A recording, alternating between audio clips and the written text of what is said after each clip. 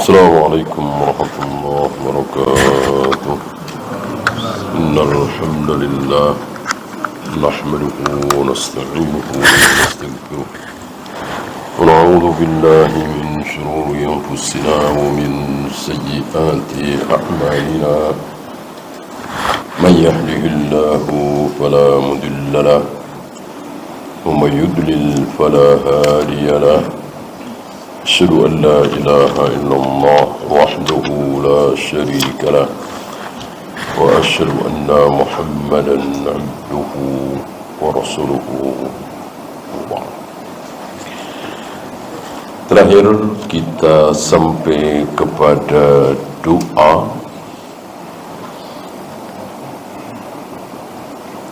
supaya terbebas dari hutang. Bahkan kata Ali, dan Ali tentu dari Nabi sallallahu alaihi wasallam, "Lau kana 'alaika mithlu jabalin dainan." Walaupun seandainya hutangmu sebesar gunung. Saya kira 500 miliar, 900 miliar belum sebesar gunung, insya Allah. Karena kan maksud Nabi gunung berarti gunung apa? Gunung emas, iya kan? Gunung emas. Kan belum ada uang kertas di zaman Nabi alaihi salatu wassalam. Segunung emas, berapa triliun, berapa ribu triliun bahkan, ya. Insya Allah dengan izin Allah akan terbayar. Insya Allah doa ini sudah kita bahas, ya. Allahumma kfini bihalalika an haramik wa aghnini bifadlika amman siwak. Pendek sekali, ya. Saya kira orang Buddha, orang Hindu, orang Konghucu, Yahudi, Nasrani tidak punya senjata ini. Maka seandainya mereka bisa melunasi hutang, kok kita tidak bisa? Malu. Kita punya senjata yang luar biasa. Doa silahul mukmin. Doa itu apanya seorang mukmin? Senjata. Ya. Maka doa yang hanya sebaris ini sangat disayangkan kalau kita tidak menghafalnya, mengamalkannya, terutama yang sedang terlilit hutang. Kemudian Allahumma alhimni rushdi wa'idhni min syarri nafsi. Aku berlindung kepada Engkau, ya Allah, berikanlah ilham kepadaku tentang kebenaran dan lindungilah aku dari keburukan diriku sendiri. Inilah Nabi sallallahu alaihi wasallam mengajarkan kepada kita untuk tidak merasa aman terhadap diri sendiri. Nabi sampai mencontohkan doa, lindungi aku ya Allah dari keburukan diriku sendiri. Apalagi kita. Ya, sekarang kita lanjutkan 1488.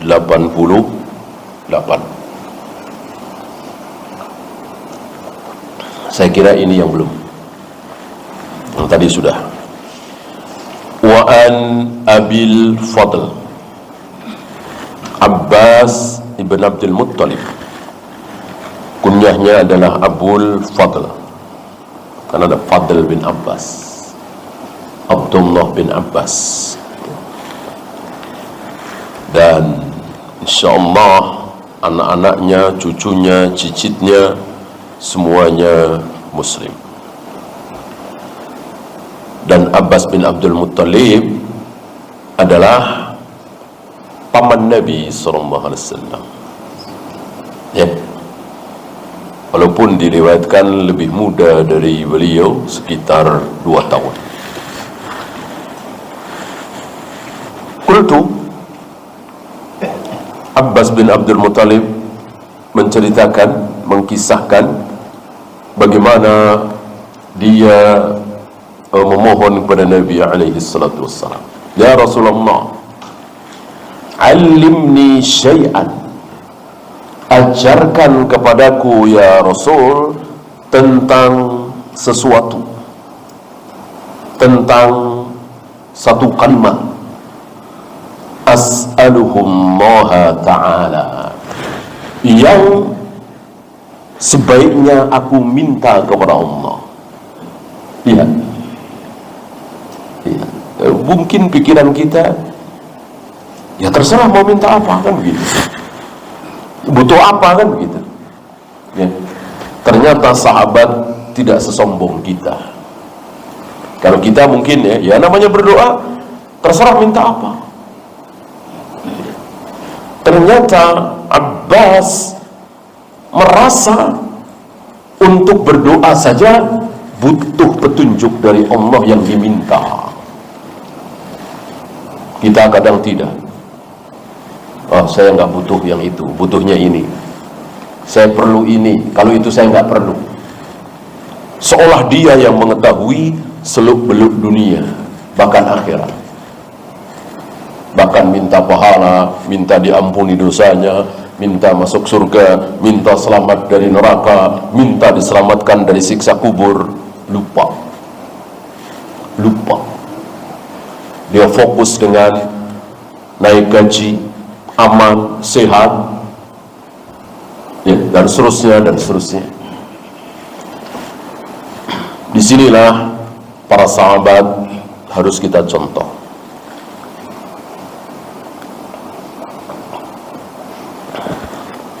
Bagaimana mereka untuk memohon kepada Allah saja perlu dibimbing. Ya.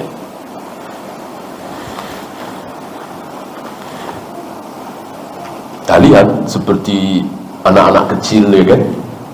Ketika anak kecil merengek minta mainan, merengek minta permen, ibunya tahu persis itu tidak bermanfaat bagi anaknya. Jangan mainan, nak, ininya saja. Susu, makanan bagus, bergizi. Anaknya kadang-kadang seringnya tidak mau. Nah, Allah terhadap kita jauh lebih besar daripada orang tua terhadap anaknya. Maka sudahlah, kita ikuti. Allah mengajarkan kita minta apa. Seperti hadis Abbas minta petunjuk pada Nabi SAW. Yang terbaik diminta kepada Allah itu apa? Dijawab oleh Nabi SAW, qala sallallahu al-afiyah, mintalah kepada Allah apa? Al-afiyah. Al-afiyah. Al-afiyah ini bisa di dunia, bisa di akhirat. Kalau di dunia apa? Tidak kelaparan, tidak kehausan, tidak kebelangsak, tidak kebakaran, tidak tertimpa musibah, tidak terlunta-lunta, dan seterusnya. Kalau di akhirat, ya tentu tidak masuk neraka, ya. Tidak tercebur dari sirat, tidak ditolak di haudnya Nabi SAW. Amal kebaikannya lebih berat dari amal keburukannya, dan begitu seterusnya. Afiyah. Famakastu ayyaman, kemudian selang beberapa hari, ini masih ucapan Abbas. Nah, tentu Abbas masih hidup beberapa tahun setelah Nabi wafat.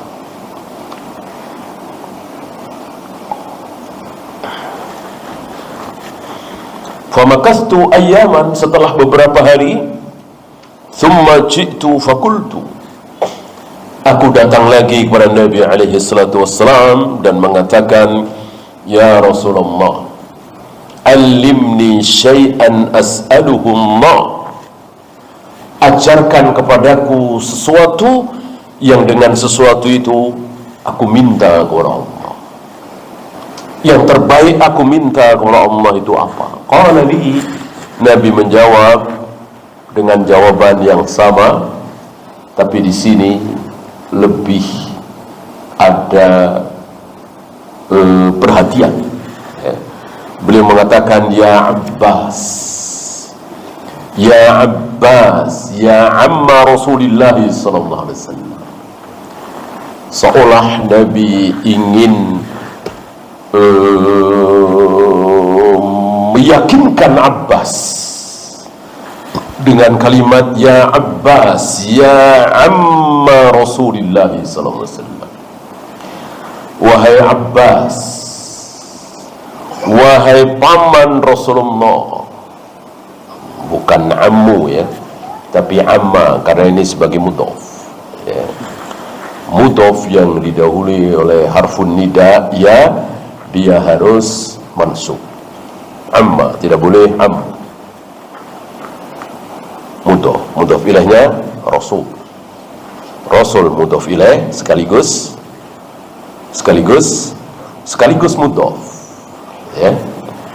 Mudhof ilaihnya lagi Allah, maka Rasulillahi ya. Wahai Abbas, paman Rasulullah, ini memuliakan ya.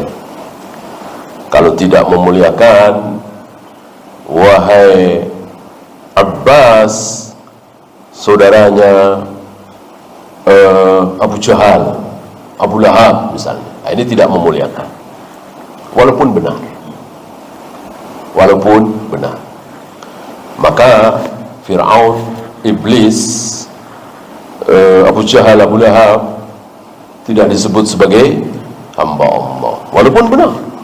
Fir'aun jelas hamba Allah, tapi Allah tidak pernah menyebut Fir'aun sebagai hamba Allah ya. Allah tidak boleh dinisbatkan kepada keburukan. Fir'aun, Abu Jahal, Abu Lahab itu keburukan yang nyata, maka jangan diidofahkan dengan Allah yang maha baik.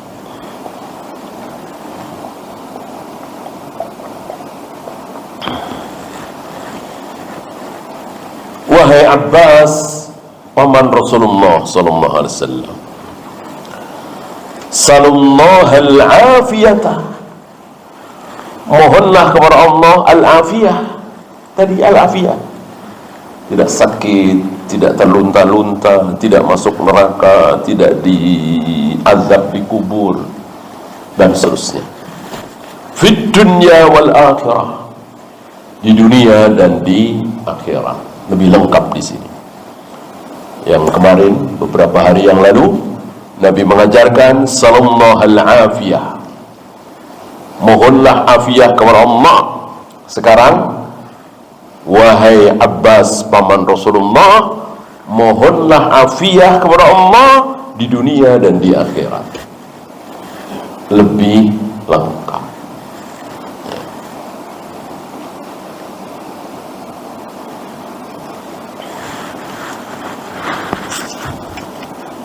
Ya, rawahu Tirmidzi wa qala haditsun hasanun sahih. Salim bin Aid al-Hilali hafizahullah memberikan sedikit komentar terhadap sanad hadis ini. Intinya bahwa hadis ini bisa dijadikan hujjah. Makanya beliau menurunkan 3 fawaid. Yang pertama, Allahu huwal afu. Allah lah al-afu. Afuun bisa bermakna pemaaf. Allahumma innaka afuun, ya kan, pemaaf. Bisa juga orang yang zat yang, atau orang yang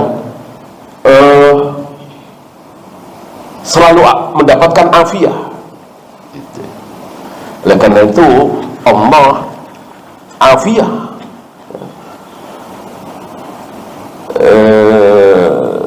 Pernahkah Allah kehausan?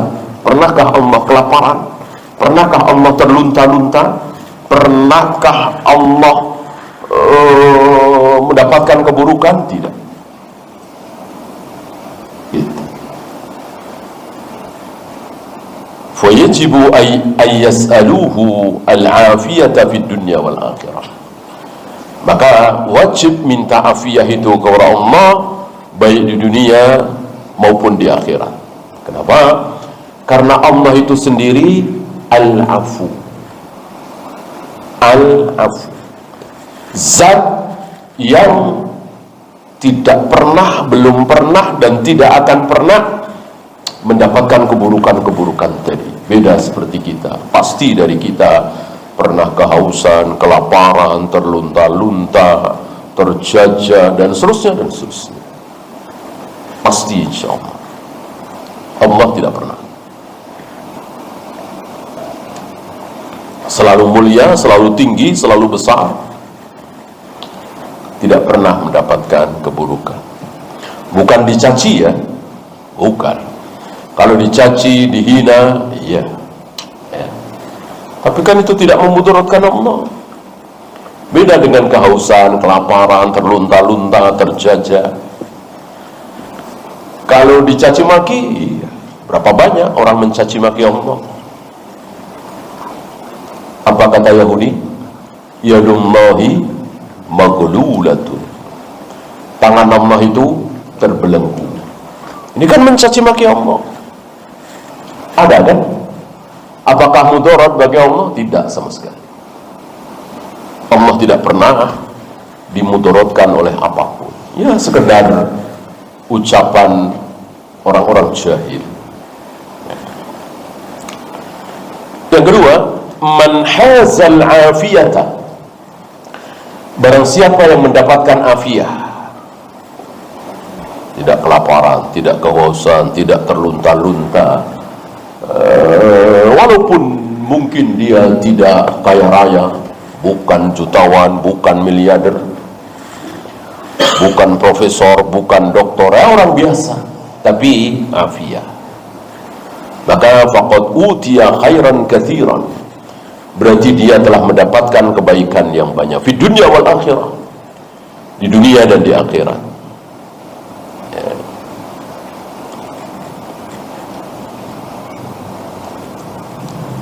Di dunia dia selamat dari berbagai macam penyakit, ujian, bala. Wa fil akhirati bitakfirid dzunub wa izalatil matlub wal qurbi minal mahbub. Di akhirat dapat apa? Diampuni dosa-dosanya, mendapatkan apa yang dia inginkan, surga.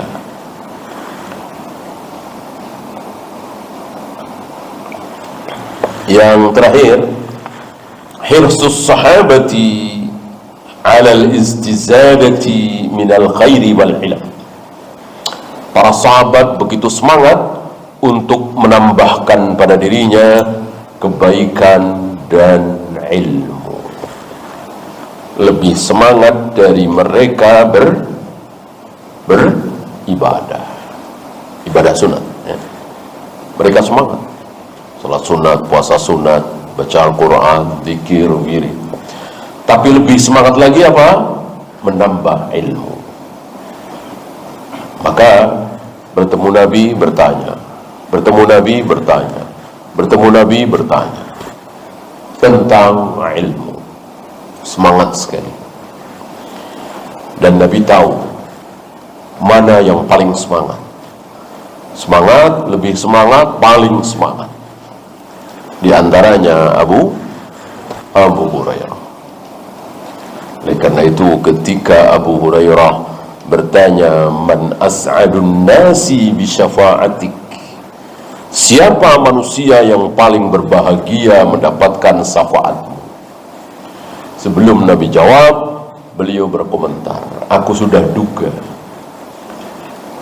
duga bahwa engkaulah yang pertama kali bertanya tentang hal ini. Kenapa? Karena aku tahu semangatmu dalam menambah, mencari ilmu. Berarti Nabi tahu. Saking semangatnya, Abu Hurairah rela menjadi orang miskin, hampir tiap hari kelaparan. Dia tinggalkan hartanya, status sosialnya di Yaman, di suku Daus. Kaya raya beliau di sana. Pindah ke Madinah miskin. Harta hari itu kan tidak mudah dibawa seperti hari ini.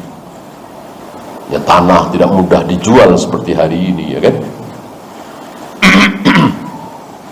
Tidak punya kerjaan, tidak punya penghasilan di Madinah, dan sering pingsan karena menahan lapar. Tujuannya apa? Ilmu. Seandainya Abu Hurairah masuk Islam, bersahadat di hadapan Nabi, kemudian 2 malam, 3 malam, taruhlah seminggu, kemudian pulang lagi, enggak masalah, sah Islamnya, insya Allah masuk surga. Ya. Tapi Abu Hurairah tidak. 4 tahun lebih tidur di emper Masjid Nabawi, makan dari pemberian orang, karena memang tidak punya penghasilan.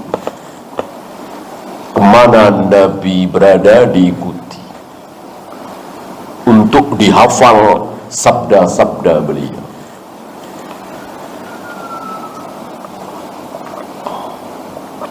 Awalnya mengalami kesulitan, berkat doa Nabi alaihi salatu wassalam, akhirnya mudah sekali Abu Hurairah menghafal sabda-sabda Nabi, seolah apa itu kaset rekaman, ya, diputar lagi persis, ya, dengan cara yang telah ditunjukkan oleh Nabi sallallahu alaihi wasallam, dengan membentangkan pakaiannya ketika Nabi bersabda, kemudian ditarik, dikumpulkan, ya. Tapi ini tentu kekhususan Nabi dan Abu Hurairah. Ya, tidak ada para sahabat, tabi'in, para ulama yang ketika belajar di hadapan gurunya berbuat seperti Abu Hurairah. Ya, maka kita tidak usah ikut-ikutan seperti Abu Hurairah, membentangkan surbannya, bajunya, seperti tarekat-tarekat sufiyah.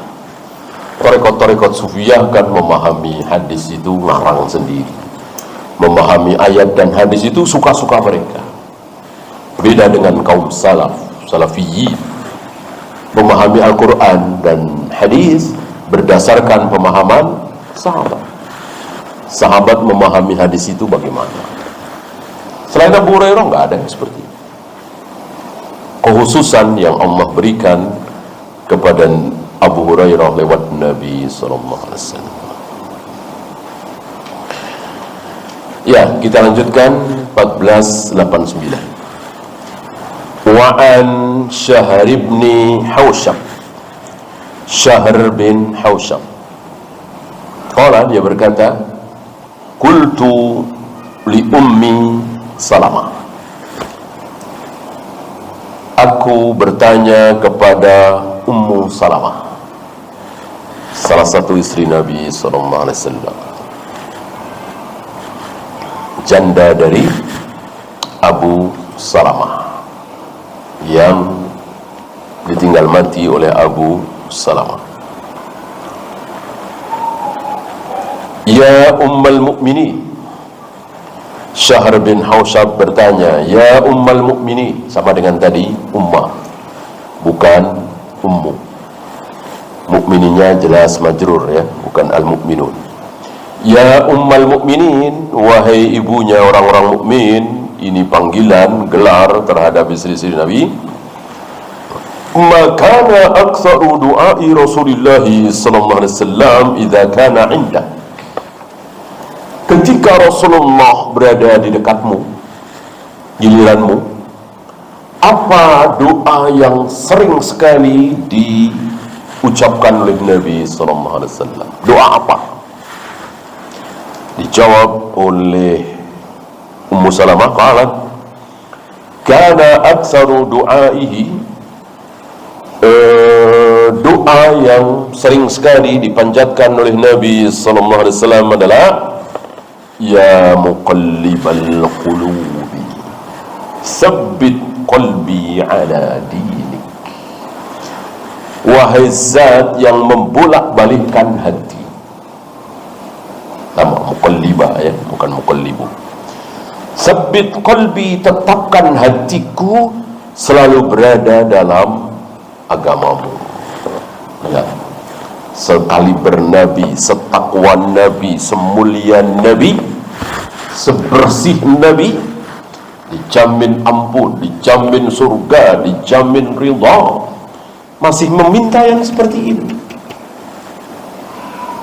Tetapkan hatiku selalu berada dalam agamamu ya Allah. Padahal tidak ada manusia semulia beliau. Bagaimana kita meninggalkan doa ini? Dengan anggapan kita sudah soleh, sudah selalu sholat berjamaah di masjid, sudah selalu akrab dengan ayat-ayat Al-Quran setiap hari, sudah banyak sedekah, sudah selalu zikir wirid, lalu kita lupa memohon diri. Ini terbanyak, lihat kata Ummu Salamah atas pertanyaan Syahr bin Hausyab tadi. Doa apa yang sering sekali diucapkan oleh Nabi ketika berada di dekatmu? Dijawab dengan ini, ya muqallibal qulub tsabbit qalbi ala dinik.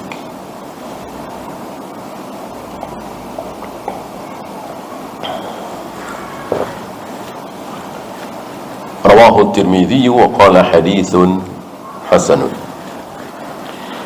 Fikul hadis lumayan banyak sini, ada 1, 2, 6 ya. Bahkan beliau membawakan keterangan dari Ibnu Qayyim, panjang, lumayan panjang. Saya bacakan. Yang pertama, qulubul ibadi biyadillah. Hati seorang hamba itu ada di tangan Allah. Dan ini bukan kiasan. Ini bukan apa bahasa kita ya, sekedar pemanis kata-kata ya. Ini betul-betul Allah membolak-balikkan hati manusia dengan dua jarinya. Jari yang mana kita tidak tahu karena tidak diterangkan. Apakah jari telunjuk dengan jari tengah? Apakah ibu jari dengan jari telunjuk? Apakah binsir dengan hinsir? Jari manis dengan kelingking? Bahkan ada ibu jari, ada jari telunjuk, jari tengah, itu di kita. Di Allah tidak ada keterangan seperti itu. Jari Allah ada berapa juga nggak ada keterangan. Yang ada bahwa Allah memiliki jari. Dan itu kata Allah sendiri lewat lisan Nabi SAW. Bagaimana seorang muslim yang sikoh dengan mulut Nabi lalu mengatakan nggak masuk akal, itu kiasan, harus ditakwil, harus dita'til, harus ditafwid. Tidak boleh. Terima apa adanya ucapan Allah lewat lisan Nabi bahwa Allah betul-betul memiliki jari, Allah betul-betul memiliki kedua tangan, Allah betul-betul turun ke langit dunia setiap sepertiga malam, Allah betul-betul menghadapkan wajahnya ke wajah orang yang sedang sholat, dan begitu seterusnya. Jangan ditambah, jangan dikurang, jangan diutak-atik, ucapkan apa adanya. Ini para sahabat. Nah, beda dengan Mu'tazilah, Jahmiyah, Jawariyah, Qadariyah, Syariah, Maturidiyah, merasa lebih pintar dari para sahabat. Oh, maksudnya anu. Oh, nggak masuk akal begitu, harus ditakwil, takwilnya anu. Padahal seluruh sahabat diam ketika mendengar dari Nabi sifat-sifat Allah seperti ini. Salah satunya, bahwa hati seorang hamba itu berada di tangan Allah, yuqallibuha kaifa yasha. Dibolak-balikkan hati itu oleh Allah, terserah Allah. Tiba-tiba berbuat maksiat, tiba-tiba berbuat taat, terserah Allah. Allah yang membolak-balik. Dan ini urusan yang gaib, kita jangan ikut campur.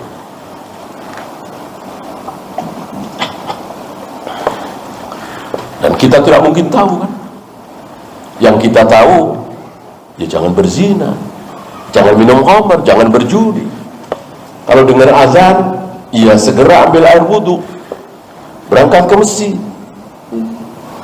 Adapun Allah membalikkan ke sana ke sini, terserah Allah, bukan urusan kita. Urusan kita jangan berbuat maksiat, taati Allah. Ya. Dan insya Allah kita sering mengalami. Ya. Nggak ada hujan, nggak ada angin, tiba-tiba pengen berangkat umroh, tiba-tiba pengen mengunjungi bibinya di kampung, orang tua sudah nggak ada.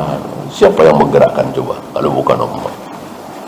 Begitu pula maksiat, terserah Allah.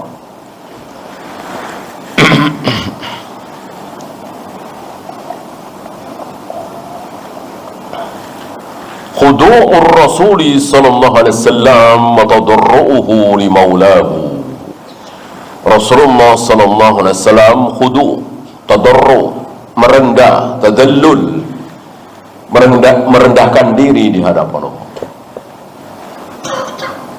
Maka sunnah bagi kita, terutama ketika mau meminta, berdoa, hinakan diri kita, rendahkan diri kita. Hamba-Mu yang penuh dosa memohon kepada Engkau ya Allah. Aku yang banyak melakukan kesalahan memohon pertolongan kepada Engkau ya Allah.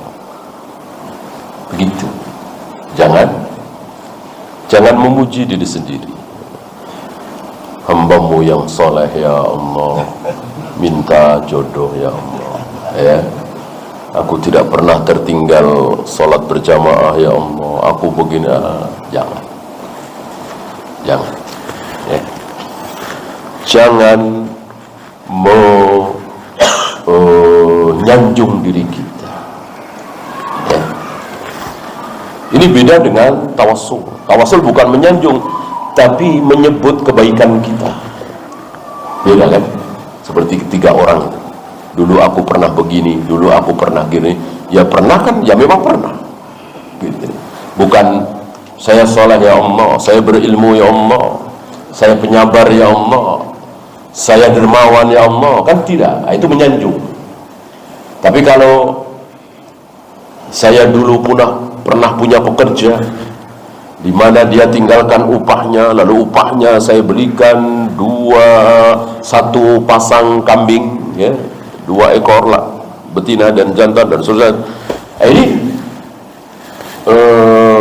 bukan menyanjung dirinya, ya menceritakan apa adanya. Menyanjung itu lebih kepada kesimpulan.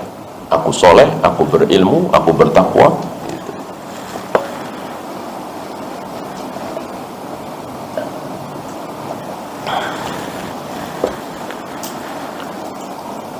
Al-a'malu biqawatimiha, nas'alullaha husnal khatimah.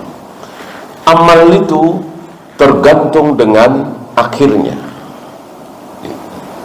Maka sangat merugi orang yang selalu sholat, puasa, baca Al-Quran, zikir, di akhir hayatnya berbuat maksiat, bahkan kufur, bahkan murtad, atau melakukan atau masuk ke dalam aliran sesat, nggak lama kemudian mati.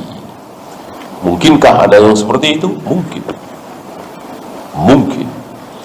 Maka ini salah satu doanya, ya muqallibal qulub tsabbit qalbi ala dinik.